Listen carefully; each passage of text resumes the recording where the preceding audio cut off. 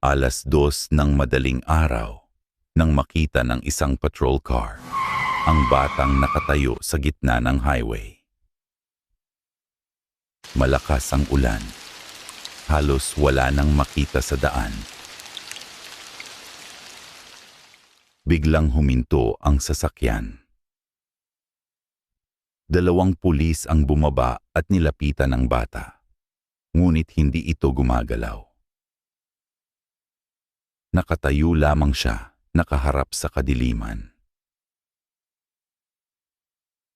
"Hoy, nasaan ang kasama mo?" Walang sagot. Wala siyang tsinelas. Wala siyang dalang gamit. At kahit basang-basa ang paligid, walang putik sa kanyang mga paa. "Saan ka galing?" Dahan-dahang lumingon ang bata.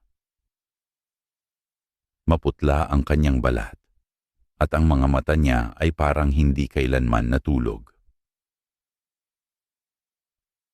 "Sa barangay po." "Anong barangay?"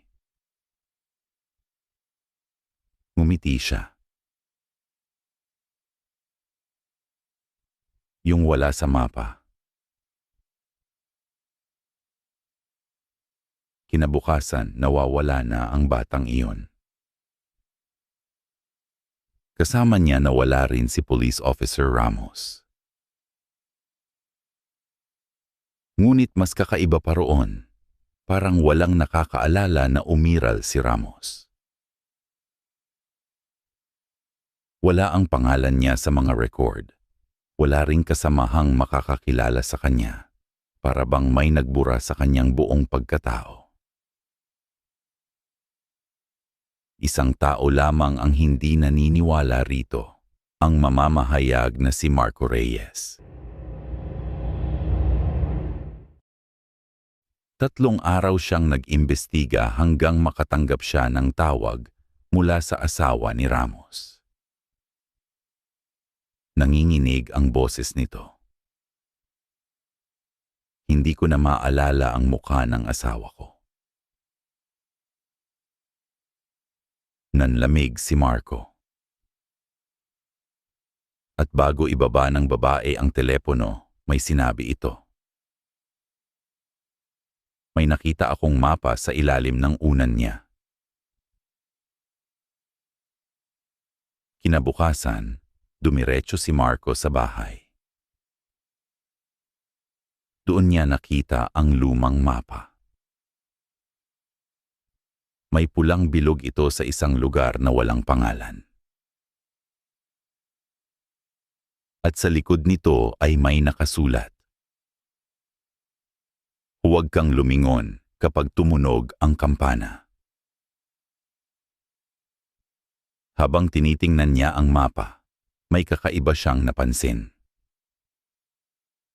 May nakaukit na pangalan sa pinakailalim. Nang ilapit niya ito sa ilaw, nanlalamig ang kanyang buong katawan. Dahil ang nakasulat doon ay Marco Reyes. At sa unang pagkakataon, nakaramdam siya ng takot. Pakiramdam niya. Matagal na siyang hinihintay ng lugar na wala sa mapa. Hindi natulog si Marco ng gabing iyon. Hindi niya maalis sa isip ang isang tanong. Paano napunta ang pangalan niya sa mapa? Kinabukasan, nagsimula siyang maghanap ng impormasyon tungkol sa pulang marka. Lumang records, mga archive, mga pahayagan. Wala.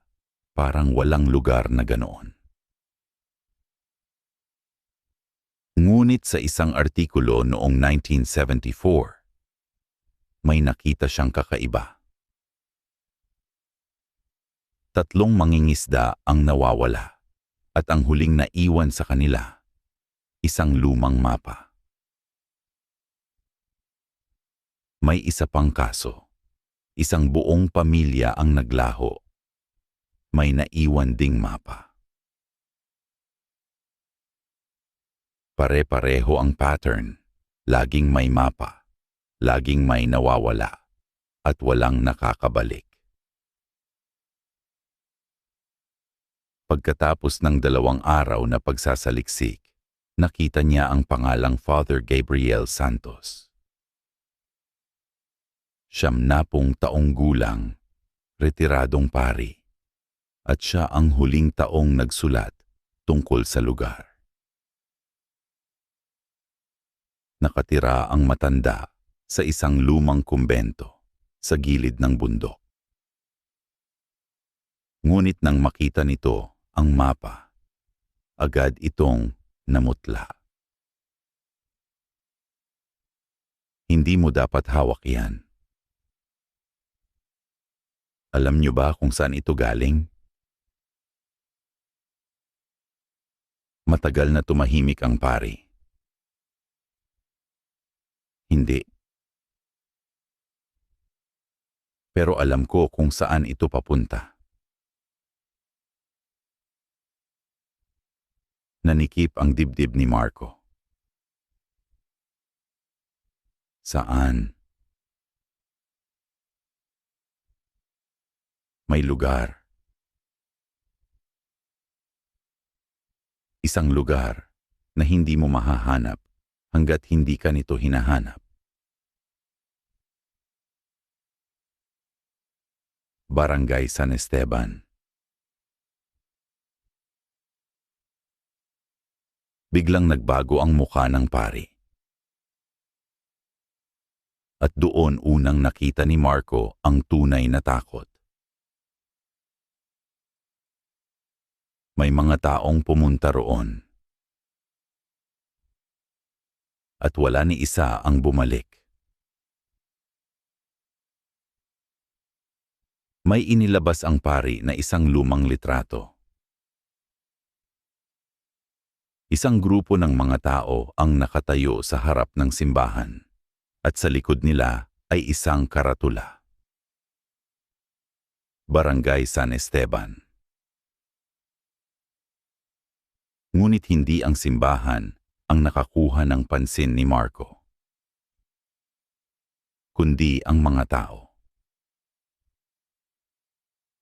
Pare-pareho silang nakangiti. Pare-pareho rin ang kanilang mukha. At lahat sila ay nakatingin ng diretso sa kamera. Parang hinihintay nila ang sino mang titingin sa litrato. Kinagabihan, umalis si Marco. Bit-bit ang mapa, bit-bit ang litrato, at bit-bit ang mga tanong na walang sagot. Habang lumalalim ang gabi, unti-unting nawawala ang signal, nawawala ang mga bahay, nawawala ang mga karatula. Pagsapit ng 11:00, namatay ang GPS. At isang mensahe ang lumitaw. Malapit ka na. Nanlamig si Marco. Hindi iyon galing sa kahit anong app. At bago pa niya ito masuri, naglaho ang mensahe. Bandang hating gabi, nakarating siya sa dulo ng kalsada. At doon niya nakita ang tulay. Luma, makitid, gawa sa kahoy. At sigurado siyang wala ito sa anumang mapa. Huminto siya at bumaba ng sasakyan. Napakatahimik ng paligid. Walang kuliglig, walang ibon, walang kahit anong tunog. Parang pinatay ang buong mundo. Sa ilalim ng tulay, may mga kandilang bagong sindi. Ngunit walang tao. Nang ilawan niya ang paligid, nakita niya ang mga ukit. Daang pangalan, libong pangalan, nakaukit sa kahoy at bato. Mga pangalan ng mga nawawalang tao. At pagkatapos, may nakita siyang isang pangalan, mas bago kaysa sa lahat. Marco Reyes. Biglang bumilis ang tibok ng puso niya. May nakakaalam na darating siya. At habang nakatitig siya sa pangalan, may narinig siyang tunog.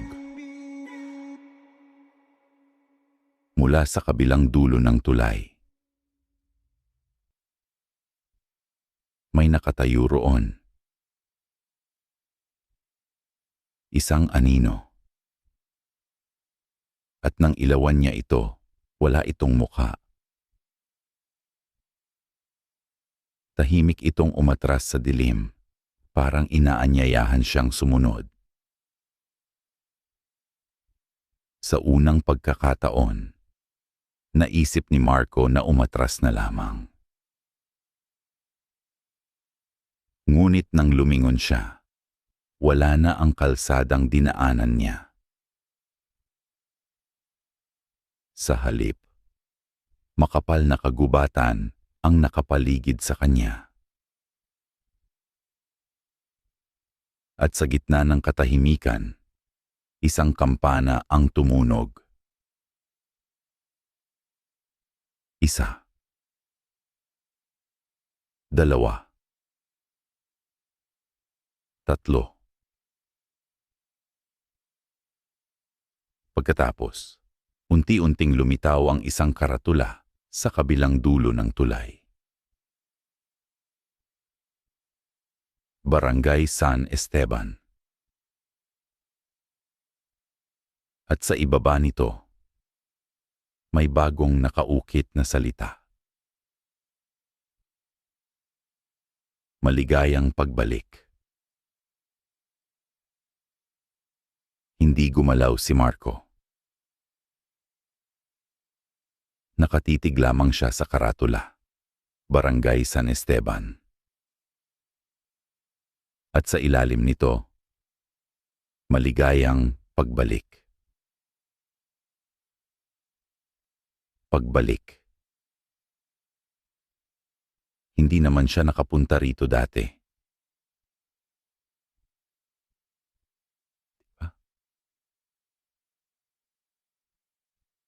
Biglang may sumagi sa isip niya. Isang kalsada, isang kampana, isang batang umiiyak. Ngunit bago pa niya ito maalala, parang may humila sa alaala palayo. Pinilit niyang huwag isipin iyon at tumawid siya ng tulay. Sa bawat hakbang, parang mas bumibigat ang hangin, parang may kung anong nakamasid mula sa dilim. At nang marating niya ang kabilang dulo, doon niya unang nakita ang barangay.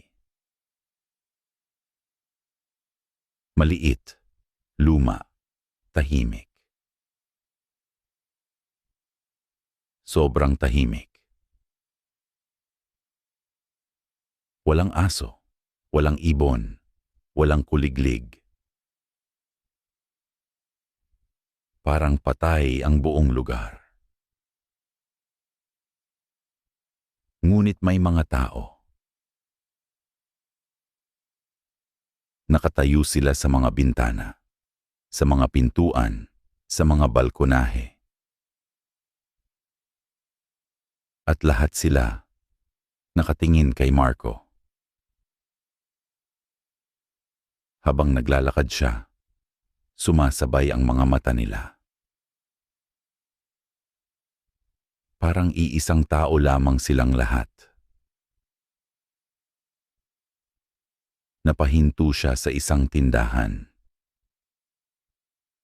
May matandang babae sa loob. Magandang gabi po. Walang sagot. Pwede po bang magtanong? Unti-unting ngumiti ang babae. Ngunit hindi gumalaw ang kanyang mga mata. Nanlamig si Marco at nagpatuloy siya sa paglalakad. Sa gitna ng barangay, may lumang boarding house. At doon unang may lumapit sa kanya. Isang lalaki, mga 50 taong gulang. Ngumiti ito, normal, masyadong normal. Kayo siguro si Marco. Napahinto siya. Paano mo nalaman ang pangalan ko? Alam namin kapag may bisita. Parang sapat na ang sagot na iyon para sa lalaki. Ipinakita nito ang kanyang silid, lumang kama, lumang kabinet, lumang dingding. Ngunit may litrato sa ibabaw ng mesa. At nang makita niya ito, bumilis ang tibok ng puso niya. Dahil siya ang nasa litrato. Nakatayo sa harap ng simbahan, kasama ang mga residente. At sa ibaba nito ay may petsa. Hunyo 14, 1998. 11 taong gulang pa lamang siya noon. Ngunit ang lalaking nasa larawan, ang mukha niya ngayon. Agad niyang binitawan ang litrato. At doon niya napansin ang iba pa. Dosenang larawan sa ilalim ng kama. Lahat siya. Iba't ibang taon, iba't ibang dekada. Ngunit pareho ang mukha. Parang hindi siya tumatanda. Hindi na siya mapakali. Gusto niyang umalis. Gusto niyang bumalik sa tulay. Ngunit nang sumilip siya sa bintana, wala na ito. Kagubatan na lamang ang naroon. Madilim, makapal, walang katapusan. Bandang 2:00 ng madaling araw, nagising siya sa katok. Tok, tok, tok. Binuksan niya ang pinto. At may batang nakatayo sa labas. Basang-basa, maputla, nanginginig. Parehong bata. Ang batang nakita ng pulis sa highway. Kuya, kailangan mo nang umalis. Bakit? Unti-unting tumulo ang luha ng bata. dahil nakita ka na niya. Nanikip ang dibdib ni Marco. Sinong siya? Biglang tumingin ang bata sa likod niya. Parang may nakatayo sa madilim na pasilyo.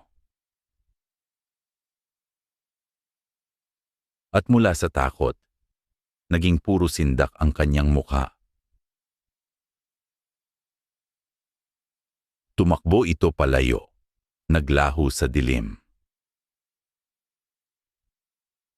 At doon muling tumunog ang kampana. Isa. Dalawa. Tatlo. Kasabay ng ikatlong pagtunog, biglang bumukas ang lahat ng pinto sa barangay. Sabay-sabay. At mula sa bintana, nakita ni Marco ang mga residente. Isa-isa silang lumalabas, tahimik, mabagal.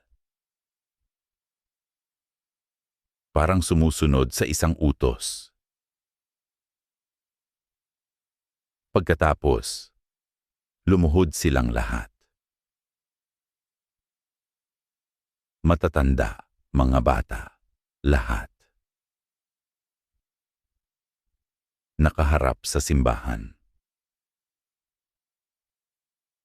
At mula sa loob nito, may narinig siyang tunog.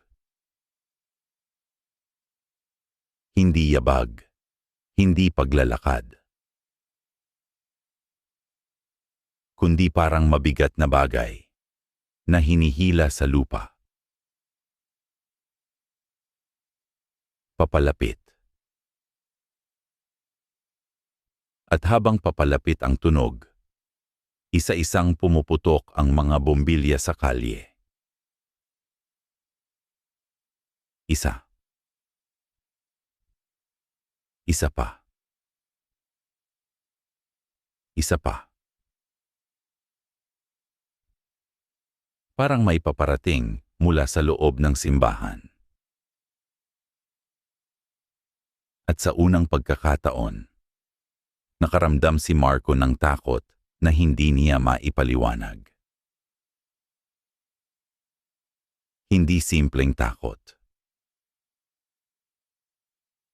kundi ang pakiramdam na may isang bagay na sobrang tanda, sobrang laki, at sobrang gutom ang papalapit sa kanya. Hindi na makahinga si Marco.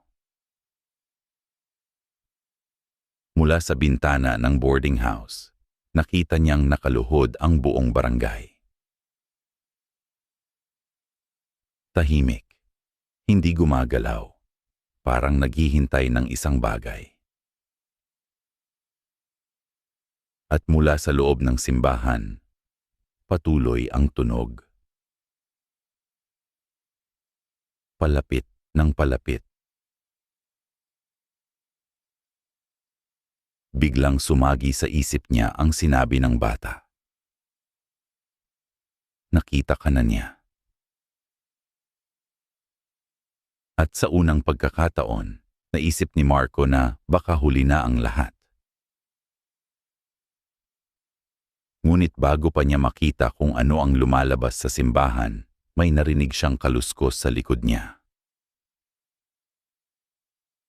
Paglingon niya, nakabukas ang isang silid sa dulo ng pasilyo. Sigurado siyang sarado iyon kanina. Hindi niya alam kung bakit, pero pakiramdam niya kailangan niyang pumasok. Lumang opisina ang nasa loob, maalikabok, tahimik. Ngunit ang mga estante ang agad niyang napansin. Punong-puno ng kuwaderno, daan-daan, marahil libo. Lahat may pangalan. Lahat may petsa. At marami sa mga pangalang iyon ay kabilang sa mga taong matagal nang nawawala. Kumuha siya ng isang kwaderno. Binuksan at nagsimulang magbasa. Ako si Benjamin Cruz. Dumating ako rito noong 1988. Parang may nawawala sa isip ko. Lumaktaw si Marco sa huling pahina. At nanlamig siya. Nakalimutan ko na ang muka ng asawa ko. Nakalimutan ko na ang pangalan ng anak ko. Sa tingin ko, nakalimutan ko na rin ang sarili ko. Iyon ang huling entry. Wala nang kasunod. Kumuha siya ng iba pang kwaderno. Pare-pareho. Lahat nagsisimula sa pagtataka. Lahat nagtatapos sa pagkalimot. May doktor na nakalimutang magsulat. May guro na nakalimutang magsalita. May babae na nakalimutan maging ang sarili niyang pangalan. At pagkatapos, may nakita siyang kuwadernong walang pangalan. Walang petsa. Walang takip. Parang matagal nang itinago. Nang buksan niya ito, agad niyang nakilala ang sulat kamay. Kay Officer Ramos iyon. Dumating ako rito 3 araw na ang nakalipas. May batang gumabay sa akin. May mali sa lugar na ito. Sunod na pahina. Nawawala ang mga alaala ko. Hindi ko na maalala ang pangalan ng asawa ko. Sunod na pahina. Nakalimutan ko kung ilang taon na ako. At sa huling pahina, isa na lamang ang nakasulat. Nakita ko siya. Wala nang kasunod. Biglang may narinig siyang sigaw mula sa ibaba. Sigaw ng matinding sakit. Agad siyang tumakbo palabas, pababa ng hagdan, patungo sa plaza. At nang makarating siya roon, nakabukas na ang pinto ng simbahan. Malawak, madilim. At mula sa loob, umaalingasaw ang amoy ng nabubulok na laman. Isa-isang pumapasok ang mga residente. Tahimik, nakaluhod, parang bahagi ng isang ritual. Sa kabila ng takot, sumunod si Marco. Pagpasok niya, agad niyang nakita ang mga litrato.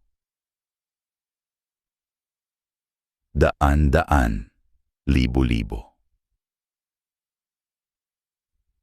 nakakabit sa dingding, sa kisame, maging sa altar. Mga larawan ng mga nawawalang tao, mula sa iba't ibang dekada, mula sa iba't ibang panig ng mundo. At kabilang sa mga pinakabagong larawan ay ang sarili niya. Nanginginig na ang kanyang mga kamay. Ngunit mas masahol pa ang naghihintay. Sa likod ng altar, may hagdang pababa. At mula roon, naririnig ang pag-iyak. Daan-daang boses, libu-libong boses. Humihingi ng tulong, humihingi ng awa, humihingi ng kamatayan. Bumaba si Marco. 1, 2, 3 palapag. Habang lumalalim siya, lalong lumalamig ang hangin. Hanggang sa marating niya ang isang napakalawak na silid. At doon, unang nasilayan ni Marco ang katotohanan. May bagay sa gitna ng silid. Napakalaki, humihinga, gumagalaw. Parang bundok ng buhay na laman. At sa bawat paghinga nito, may mga mukha na lumilitaw sa ibabaw. Mga mukha ng mga nawawala, daang mukha, libong mukha. At habang nakatitig siya, may isang pares ng mata ang bumukas. Kasunod nito ang isang sigaw. At doon niya nakilala ang mukha. Si Officer Ramos. Buhay pa. Ngunit nakakulong sa loob ng laman, hindi makagalaw, hindi makatakas. Gumalaw ang kanyang mga labi. Mahina, halos hindi marinig. Ngunit malinaw. Tumakbo ka. Tumakbo ka habang may pangalan ka pa. Tumakbo ka habang may pangalan ka pa. Paulit-ulit na umaling-aungaw sa isip ni Marco ang mga salita ni Officer Ramos. Buhay pa ito, o kung anuman ang natitira rito. Nakakulong sa loob ng napakalaking masa ng laman, kasama ng daan-daang nawawalang tao. Napatras si Marco. Ngunit may napansin siya. Sa pinakailalim ng nilalang, may isang bagay na nakabaon sa laman nito. Isang pinto. Luma, kalawangin, parang hindi dapat naroon. At sa ibabaw nito, may nakaukit na pangalan. Reyes.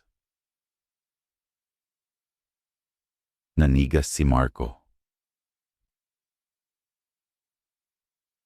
Apelyido niya. Dahan-dahan siyang lumapit. At nang mahawakan niya ang hawakan, kusang bumukas ang pinto. Malamig na hangin ang sumalubong, kasabay ng mahihinang bulong. Pumasok siya. At agad niyang napansing may mali sa silid. Mas malaki ito kaysa sa dapat. Parang hindi bahagi ng simbahan. Parang hindi bahagi ng mundo. Sa gitna nito, may daan-daang kahon. Mga kahong kahoy, parang mga kabaong. At bawat isa, may pangalan. Mga pangalan ng mga nawawalang tao. Benjamin Cruz, Maria Santos, Officer Ramos. At pagkatapos, nakita niya ang isa. Marco Reyes. Nanikip ang kanyang dibdib. Dahan-dahan niyang binuksan ang kahon. At sa loob, may mga litrato. Daan-daan. Lahat siya. Bilang bata, bilang binata, bilang matanda. Ngunit may mali. May mga larawan mula sa mga panahong hindi pa nangyayari. May larawan niya bilang matandang lalaki. May larawan niya sa loob ng kabaong. At sa pinakahuli, isang litrato. Nakatayo siya sa plaza ng Barangay San Esteban. Nakangiti, kasama ang mga residente. Parang isa na siya sa kanila.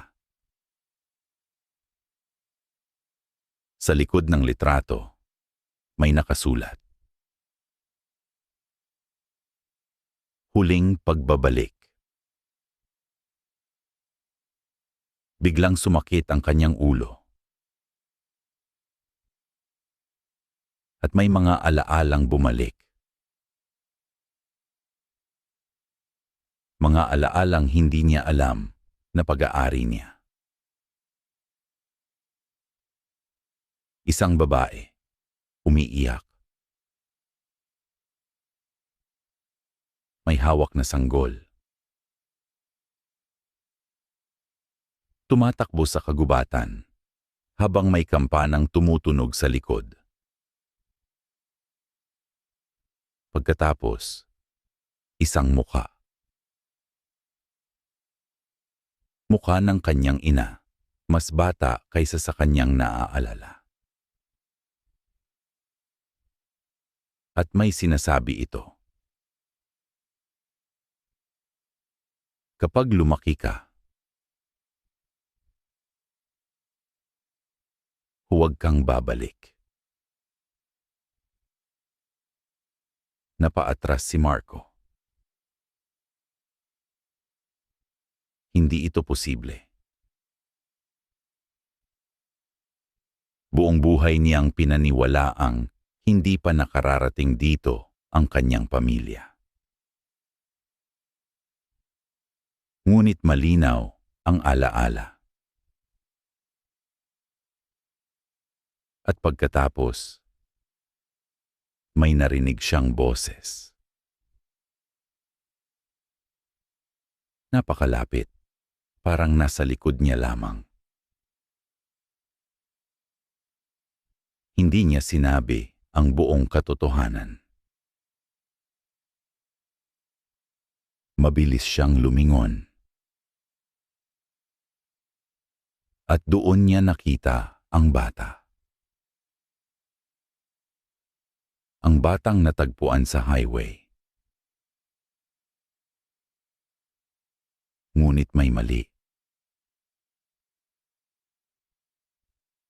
Parang nagbabago ang kanyang anyo. Parang may ibang bagay na nakatago sa loob. Sino ka? Tanong ni Marco. Ngumiti ang bata. At ang sagot nito, ang nagbago sa lahat. Hindi mo pa rin ba ako nakikilala? Tayo ang huling pamilya na nakatakas dito.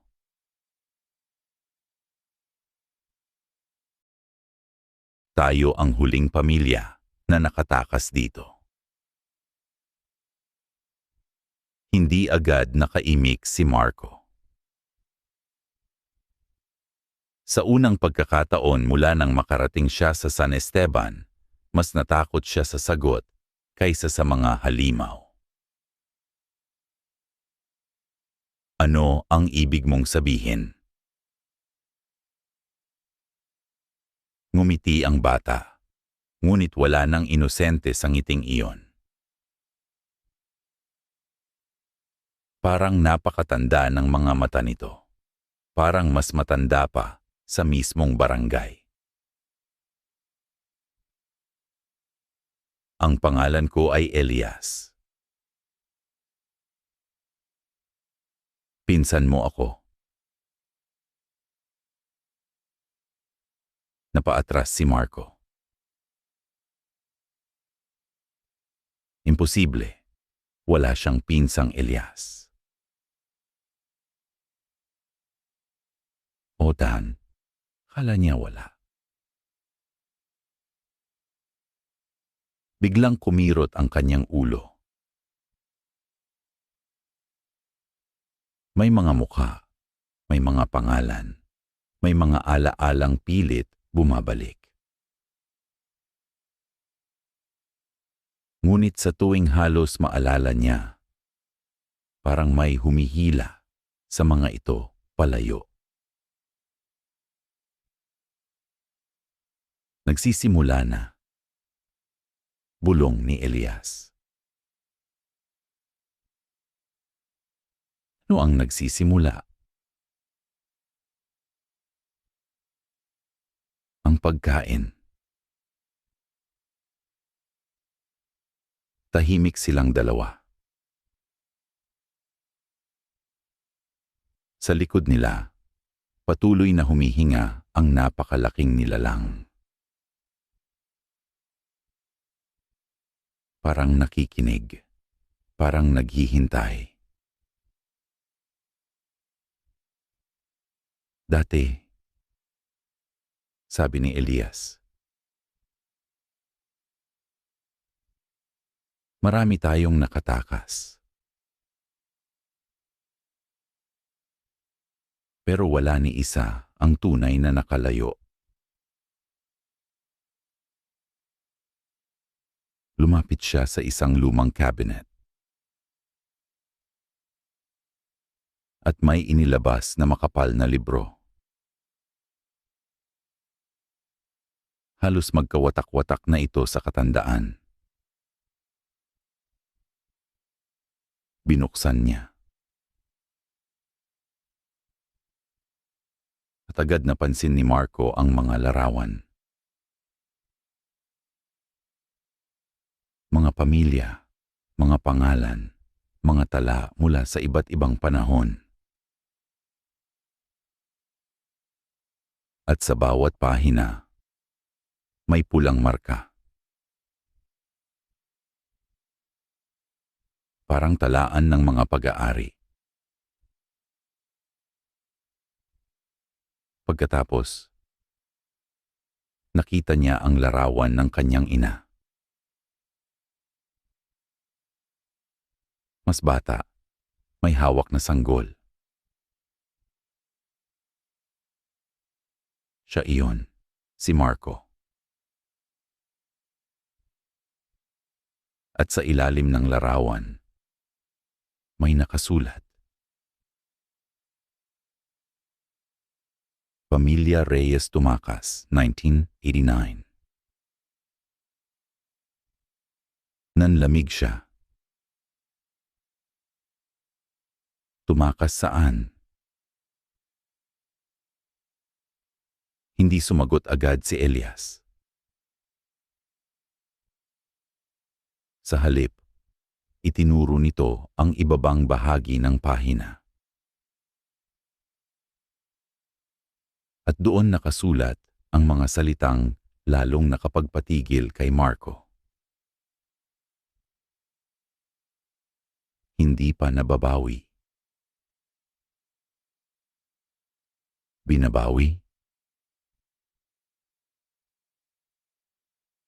Ngumiti si Elias. Malungkot. Pagod.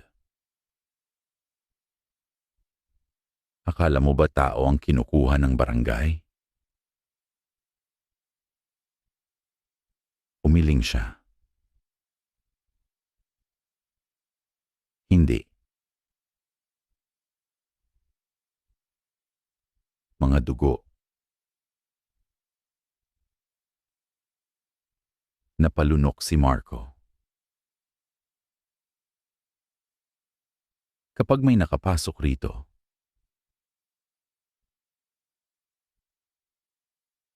nagiging bahagi siya ng barangay. Kapag nagkaroon siya ng anak,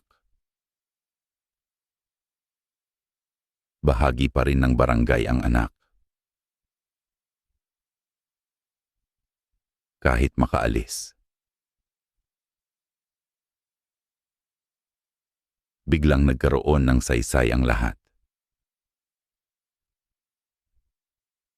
Ang mga litrato, ang pangalan niya sa mapa, ang mensaheng maligayang pagbalik. Hindi siya inimbitahan. Inaangkin siya. Parang nawawalang bahagi ng isang katawan na ibinabalik sa pinagmulan. At doon nagsimulang mawala ang kanyang mga alaala. Una, ang pangalan ng kanyang elementary school. Pagkatapos, ang mukha ng kanyang unang guro. Pagkatapos, ang paborito niyang pagkain. Pagkatapos, ang kaarawan ng kanyang ama. Isa-isa, piraso-piraso. Parang may kumakain sa loob ng kanyang isip. Ganito sila namamatay, sabi ni Elias. Hindi katawan ang kinakain, kundi pagkatao. Kapag wala nang natira, magiging bahagi ka na rin ng lugar. Biglang umalingaw-ngaw ang kampana. Isa. Dalawa. Tatlo. Ngunit iba ang tunog ngayon. Mas malalim, mas mabigat. Parang may nagising. Biglang nagbago ang mukha ni Elias. Tunay na takot. Hindi dapat. Bulong niya. Hindi pa dapat ngayon. Ano? Sigaw ni Marco. At sa kanya narinig. Mula sa ibabaw. Mula sa buong barangay. Daan-daang sigaw. Kasabay ng isang boses. Napakalalim. Napakalaki. Hindi tao. Hindi hayop. Parang nanggagaling sa ilalim ng mismong lupa. At binigkas nito ang isang pangalan. Hindi pangalan ng barangay. Hindi pangalan ng nilalang. Kundi pangalan niya.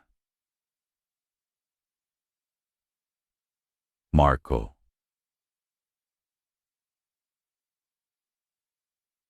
Nanginginig ang buong silid. Nanginginig ang mga dingding. Nanginginig ang lupa. At sa unang pagkakataon, gumalaw ang napakalaking masa ng laman. Hindi basta gumalaw. Bumaling ito sa direksyon niya. At isa-isang bumukas ang libu-libong mata sa ibabaw nito. Lahat nakatingin kay Marco. At sa bawat matang bumubukas, may alaalang nawawala sa isip ni Marco. Una, ang pangalan ng kanyang unang kaibigan. Pagkatapos, ang pangalan ng kanyang lola. Pagkatapos, ang kalye kung saan siya lumaki. At habang nakatingin ang nilalang, parang may hinihigop mula sa kanyang isip. Hindi na tayo ligtas. Bulong ni Elias. Kailangan na nating umalis.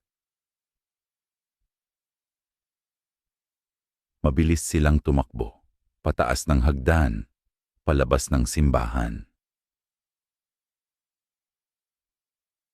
Ngunit iba na ang barangay San Esteban. Parang buhay ang buong lugar. Humihinga ang mga dingding, kumakabog ang lupa, at ang mga bahay, unti-unting nagbabago ng hugis. Mas nakakatakot ang mga residente. May mga mukhang natutunaw, may mga brasong humahaba, may mga matang lumilitaw sa balat. At habang tumatakbo sila, may nakita si Marco sa gitna ng kalsada. Isang babae. Nakatayo, umiiyak, nakatingin sa kanya. At kahit hindi niya agad nakilala, may bahagi ng puso niyang nakakakilala rito. Inay? Napahinto siya. Hindi maaari. Patay na ang kanyang ina. 5 taon na. Ngunit naroon ito, mas bata, katulad ng babaeng nakita niya sa mga alaala. At nagsalita ito. Marco,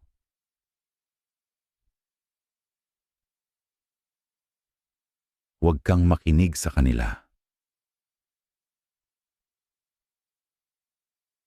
Halos lumapit siya. Halos maniwala. Ngunit bigla siyang hinila ni Elias. Huwag. At sa isang iglap, nagbago ang mukha ng babae. Naging masa ng mga bibig, mga kamay, mga matang sabay-sabay nakatitig sa kanya. Isa lamang itong bitag. At muntik na siyang malinlang. Muli silang tumakbo, habang ang buong barangay ay nagigising sa paligid nila. At habang tumatakbo, sa wakas ay sinabi ni Elias ang katotohanan. Hindi namatay ang kanyang ina. Nag-alay ito ng sarili. Upang makatakas si Marco bilang sanggol. Mula noon, iisa lamang ang nais ng barangay. Na maibalik ang nawawalang dugo nito. Na maibalik si Marco Reyes. Sa ilalim ng simbahan, may mas malalim pa. Isang lagusan, hindi ito gawa ng tao. Parang ugat, parang bituka, parang laman ng isang napakalaking nilalang. Doon sila bumaba, mas malalim, mas madilim, mas malamig. Hanggang makarating sila sa isang napakalawak na kuweba. At sa gitna nito, naroon ang puso. Hindi metapora, hindi simbolo. Tunay na puso. Mas malaki pa, sa isang bahay. Kumikibot, humihinga, tumitibok. At sa bawat tibok, gumagalaw ang buong barangay. Doon naunawaan ni Marco. Hindi nakatayo ang San Esteban sa ibababaw ng halimaw. Ang San Esteban mismo ang halimaw. Ang mga bahay, ang simbahan, ang mga kalsada, ang mga residente. Lahat bahagi ng katawan nito. At sa ibabaw ng puso, may nakapako. Isang babae. Buhay pa. Humihinga pa. At nang itaas nito ang ulo, napahinto si Marco. Dahil siya ang kanyang ina. Payat, maputla, ngunit buhay. 3 dekada nang nakakadena. 3 dekada nang pinipigilan ang halimaw. Anak. Bulong nito. At sa wakas, naalala ni Marco ang lahat. Naalala niya ang pagtakas. Naalala niya ang kagubatan. Naalala niya ang kampana. Naalala niya ang dugo.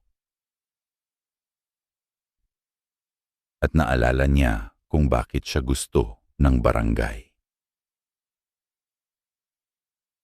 Hindi dahil biktima siya, kundi dahil siya ang tagapagmana. Tagapagmana. Iyon ang salitang sumira sa lahat. Bago pa dumating ang mga Kastila, bago pa magkaroon ng mga bayan, bago pa magkaroon ng mga mapa, may isang nilalang na naninirahan sa ilalim ng lupa. At bawat ilang henerasyon, pumipili ito ng isang tagapagmana. At si Marco ang susunod. Biglang nagsimulang manginig ang kuweba. Nagigising na ang nilalang. At habang bumibilis ang tibok ng puso, isa-isang nagbabago ang mga residente. Nagiging bahagi sila ng tunay nitong anyo.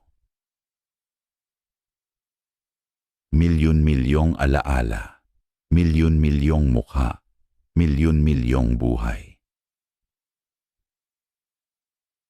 At lahat gustong maging isa.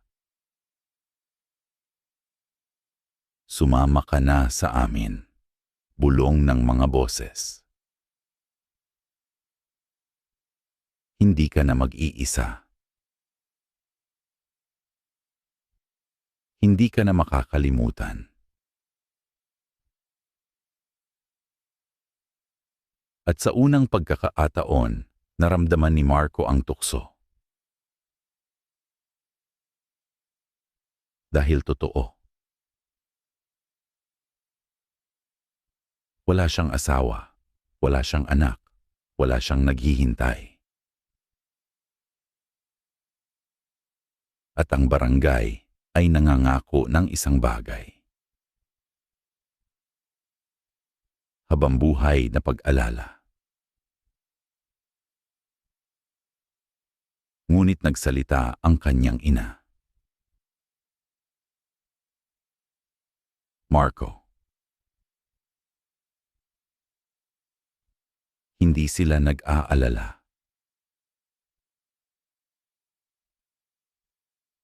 Kumakain sila. At doon siya nagpasya. Hindi siya magiging bahagi nito. Mabilis siyang tumakbo papunta sa puso. At gamit ang lumang ilaw, isinaksak niya ito. Umalingaw-ngaw ang sigaw. Hindi mula sa isang nilalang, kundi mula sa buong barangay. Nagliyab ang puso, nagliyab ang simbahan, nagliyab ang mga bahay. At isa-isang naglaho ang mga residente. Parang usok, parang alaala, parang panaginip. Habang tumatakbo palabas si Marco, nagsimulang bumagsak ang buong San Esteban. At sa wakas, nakita niya ang tulay. Ang tunay na tulay. Tumakbo siya. Hindi lumingon. Hindi huminto. At sa kabilang dulo, bumagsak siya sa putikan. Nakaligtas. O iyon ang akala niya. Makalipas ang isang buwan, isinulat niya ang buong kwento. Bawat detalye, bawat pangalan, bawat bangungot. At ipinadala ito sa kanyang editor. Pagkalipas ng ilang oras, dumating ang sagot. Sino si Marco Reyes? Nanlamig siya. Kasunod nito, dumating ang isa pang mensahe mula sa hindi kilalang sender. May kalakip na litrato.